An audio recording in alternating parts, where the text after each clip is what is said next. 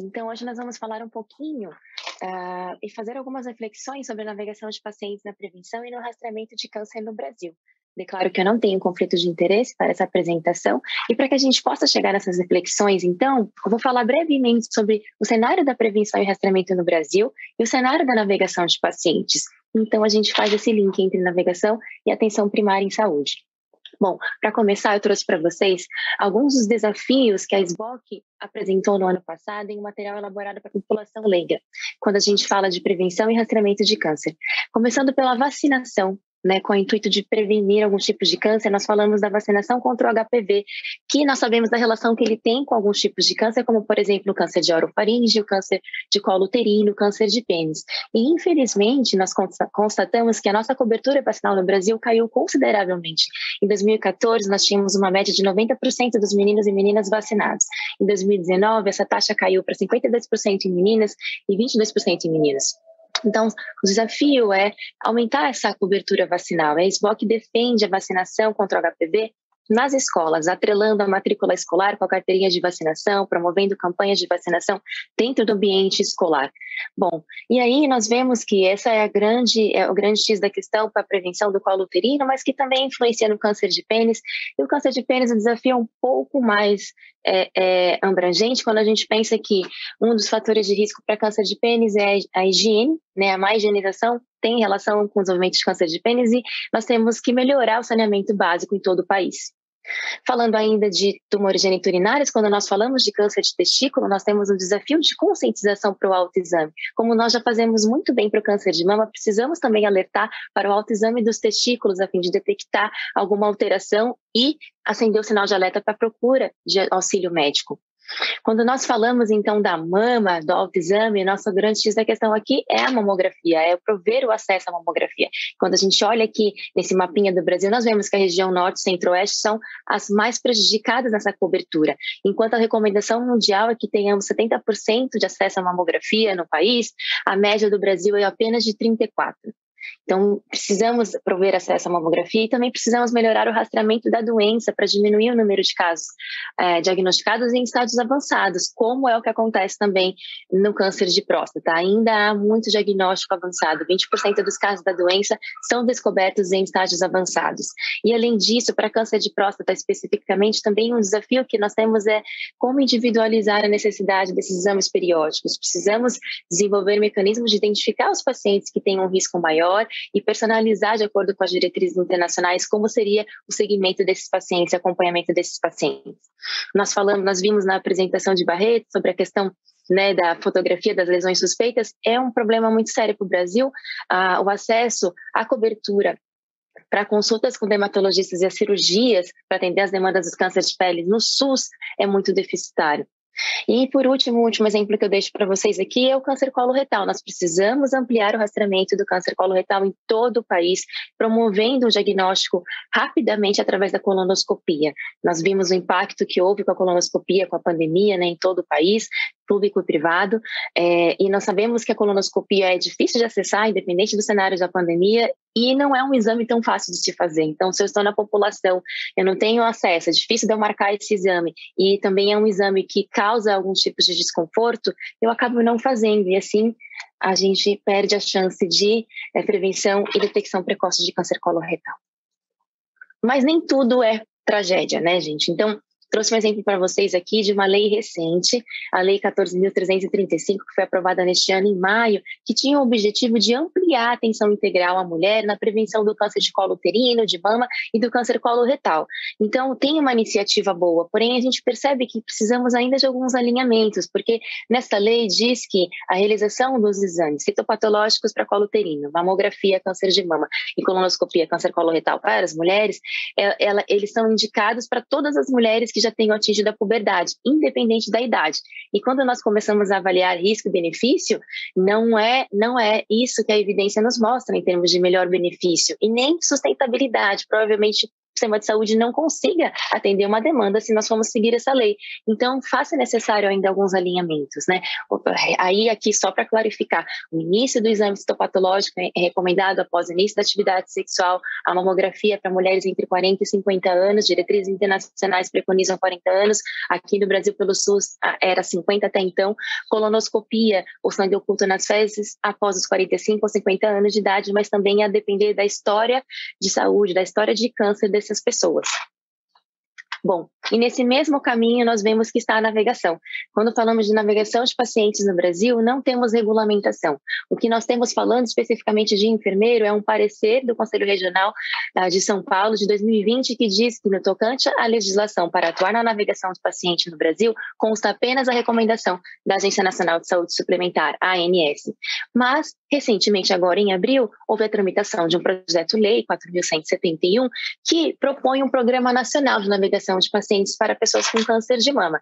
Ele está atualmente em apreciação pelo Senado Federal e quando a gente puxa o dado dessa lei para avaliar o conteúdo dela, é um pouquinho preocupante, porque a lei descreve os navegadores como profissionais treinados para facilitar a trajetória do paciente durante todo o seu tratamento contra o câncer, auxiliando e ou realizando serviços de agendamento, de exames e consultas, explicando sobre o sistema de saúde, facilitando seus encaminhamentos e criando uma ponte de comunicação entre pacientes e profissionais de saúde. Ele não discorre sobre as categorias de navegadores, ele não cita os navegadores clínicos aqui, que seriam os enfermeiros ou os assistentes sociais. Mas por que isso é tão importante? A Sociedade Americana de Câncer, American Cancer Society, já nos traz um guia contendo as fases da navegação, de acordo com o contínuo do câncer, e qual seria o melhor profissional de referência para fazer essa navegação. E quando nós olhamos aqui no nosso recorte, que seria prevenção e rastreamento, então quando eu falo de uma navegação ampla, uma prevenção primária, que eu tenho como meta um incentivo à vida saudável, medidas de prevenção de doenças e agravos, o melhor profissional de referência para navegar esses pacientes são profissionais de saúde e voluntários da própria comunidade. Quando nós olhamos a navegação do diagnóstico, o rastreamento, a detecção precoce, com o objetivo de remover as barreiras para o acesso, nós falamos então de navegação com assistentes sociais ou um profissional com competências similares. E quando nós falamos de navegação de tratamento e navegação de sobrevivência ao segmento, devido aos fatores clínicos que são muito importantes, a navegação recomendada sempre é por um enfermeiro. Então, nos preocupa muito o teor dessa lei, com o risco de repente, termos só regulamentação dos navegadores não clínicos e perdemos todos os benefícios já consolidados, já constando em evidências da navegação feita por um enfermeiro em todas as fases do contínuo do câncer. Mas então, o que diz a ANS nessa publicação que o próprio Corém de São Paulo fez referência? Essa publicação chama Projeto Oncorrede, a reorganização da rede de atenção oncológica na saúde suplementar, e ela traz direitinho, né? Todas as fases do contínuo do câncer, os momentos críticos da transição do cuidado entre elas, e mostra que as transições fluidas e sem atritos são críticas para um impacto positivo no desfecho clínico desses pacientes. E a ANS vai um pouquinho além, e ela até nos diz que seria natural, então, que houvesse uma concentração de navegadores nas unidades de saúde terciária, então quando a gente fala de tratamento e segmento, pensando nas próprias características dessas unidades, então que é onde está a concentração dos serviços necessários para a execução dos planos de diagnóstico terapêutico desses pacientes, que esse nível de atenção reúne boa parte dos procedimentos necessários para a jornada de cuidado do paciente com câncer e porque eles possuem protocolos que orientam a conduta médica e multiprofissional no local. E não é à toa que a primeira experiência brasileira publicada surgiu num serviço com a atenção terciária. Essa é uma publicação do Clinical Journal of Oncology Nursing, de 2019, que trouxe a experiência do Hospital Moinhos de Vento, em um estudo retrospectivo com 263 pacientes portadoras de câncer de mama, que foram navegadas por um ano entre junho de 2016 a julho de 2017. E eles conseguiram, com o objetivo primário, mostrar a redução no intervalo de tempo entre diagnóstico e início de tratamento de 24 dias para 18 dias em 2017, sendo que 97% dessas pacientes ficaram satisfeitas ou muito satisfeitas com o atendimento prestado por seu enfermeiro navegador. Mas agora falando um pouquinho de navegação e prevenção e rastreamento de câncer.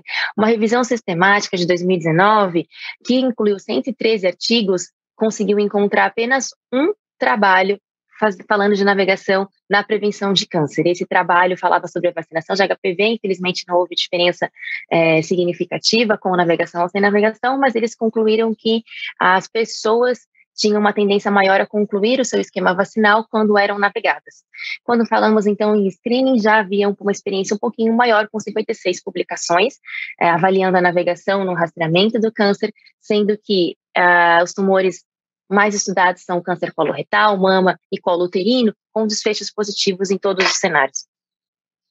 E eu gostaria de trazer aqui para vocês uma publicação de 2017 que fala sobre a implementação e a manutenção de programas de navegação de pacientes que linkam a atenção primária com a comunidade. O objetivo não é que vocês enxerguem esses prints de tela porque eles são densos e pequenos, mas eu queria reforçar alguns dos fatores que os autores trazem que influenciam no sucesso da implementação e da manutenção desses programas. Eles elencam 11 e eu gostaria de chamar a atenção para alguns deles. E aqui começam nossas reflexões mais aprofundadas. Então, ele diz que o recrutamento e o treinamento de navegadores é essencial, que o processo operacional claro e eficiente da organização é mandatório, que recursos humanos e financeiros adequados são necessários e que parcerias intra- e interorganizacionais precisam ser robustas e que a avaliação do programa é sine qua non para a manutenção e sustentabilidade desse programa. E aí vem o grande X da questão, como estamos? Como nós estamos em relação a só esses fatores? Nem estou falando dos 11. Bom, nós vimos então que a regulamentação é um ponto crítico, né? Não temos regulamentação do navegador de pacientes, nós temos a questão aqui de enfermeiros da atenção primária versus enfermeiros oncologistas. Então, quando nós estamos dentro de um cancer center, os enfermeiros são especialistas e é muito mais fácil desenvolver um trabalho quando você tem o conhecimento da oncologia, como, por exemplo, a colega do Hospital do Amor mostrou lindamente tudo que eles fazem ali na prevenção e no rastreamento do câncer. Quando nós falamos de processos operacionais claros e eficientes, nós temos diferentes instituições, diferentes cenários, SUS e privado, mas nós vemos que, infelizmente, a gente tem vários Brasis dentro de um Brasil, que os regionalismos impactam muito e que a fragmentação é quase uma unanimidade em todos os cenários. Quando nós olhamos recursos humanos e financeiros, como será que está o orçamento? Quando falamos de verba de saúde no SUS, é uma questão super quente, né, super difícil, mas quando nós falamos no privado também não é das melhores, né? E eu desconheço um programa de navegação que foi implementado já, que nasceu na concepção já com um orçamento para esse programa. Normalmente é o gestor da área que está fazendo, pega um enfermeiro que já atua na quimioterapia ou como enfermeiro clínico e puxa para agregar mais uma função. Todos os outros que vão entrando no circuito também são profissionais que são compartilhados com outras funções e assim o programa vai nascendo. E claro, o que é esperado é que quando você consiga demonstrar esses benefícios e quando você consiga gerar alguma economia nos custos da instituição, você consiga contratar a sua equipe, né, ter um orçamento, mas sem isso, normalmente o orçamento é zero para qualquer programa. E quando nós olhamos para essas parcerias robustas, nós vemos que a efetivação de parcerias, ela, infelizmente, na maioria dos cenários, ela é profissional dependente. Eu perco o profissional, eu perco a parceria, ou eu não consigo novas parcerias. E quando eu penso em avaliação do programa, ainda estamos caminhando um pouquinho nessa questão de indicadores, e até pela falta, pela escassez de literatura na atenção primária com navegação, os indicadores ainda são um pouquinho difíceis de serem comparados, de terem um benchmark.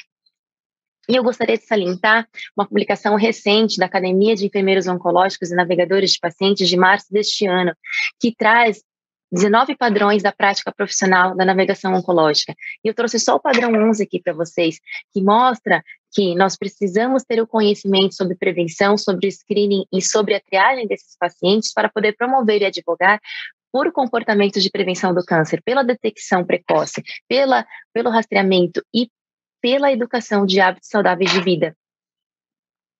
E aí, quando nós falamos, então, SUS, mais de 70% da nossa realidade é SUS. Os demais é saúde suplementar. Então, vamos falar aqui um pouquinho dos enfermeiros da atenção primária em saúde. Nós vimos todo o conhecimento que o enfermeiro navegador precisa ter. E quando nós olhamos para os nossos enfermeiros da atenção primária, como eles estão? Estudos realizados com esses enfermeiros nas cidades de Diadema, Ribeirão Preto e São Paulo, aqui no estado de São Paulo e também em Campina Grande, na Paraíba, mostraram que os profissionais não estão capacitados para prevenir e detectar precocemente câncer de mama e que eles não recebem treinamento há pelo menos 2 anos. Foram evidenciadas também a falta de tempo e a sobrecarga de trabalho desses enfermeiros. E, claro, a gestão e o poder público precisam intervir nesse processo de trabalho das equipes de saúde da família. Financiamento e provimento dos elementos necessários para uma assistência integral e humanizada para a população é necessário. Além de tudo isso, somos, então, os efeitos da pandemia da Covid-19 e casos novos de câncer. Quando nós olhamos nesse estudo do Observatório de Oncologia, que foi realizado em conjunto com o TJCC, e eles avaliaram os procedimentos com finalidade diagnóstica, nós vimos que houve uma queda significativa no primeiro ano da pandemia, da ordem de 22% em 2020, e que em 2021 essa queda ainda se manteve em 9%, ainda que na presença da vacinação contra a Covid com a retomada de todos os serviços de saúde. Então, como considerações finais que eu gostaria de falar para vocês é que o número de casos novos e mortes por câncer demandam, sim, uma implementação de estratégias baseadas em evidências para prevenção, detecção precoce e também para o tratamento oportuno de pessoas com câncer. A importância do conhecimento da advocacy do navegador é essencial, somente assim nós poderemos apoiar a prevenção e o rastreamento do câncer. Nós precisamos, sim, ajustar fluxos operacionais, envolver a comunidade, defender os direitos dos nossos pacientes, enquanto buscamos a regulamentação do navegador no Brasil, especialmente do enfermeiro, porque esse projeto de lei já protege os navegadores não clínicos, e também capacitar profissionais e captar parcerias de financiamento, porque somente assim nós poderíamos, então, implementar mais programas de navegação pelo país. E eu ousaria dizer que a navegação para prevenção e rastreamento é imperativa para mitigar os danos decorrentes da pandemia da Covid-19, essa epidemia de casos avançados e de mortes por câncer no Brasil. Então, como conclusão, há muito trabalho a ser feito. Não dá como dizer que não. Porém, nós precisamos olhar que a causa ela é muito, mas muito nobre. Eu acredito em uma geração livre de câncer de colo uterino. E vocês? Obrigada.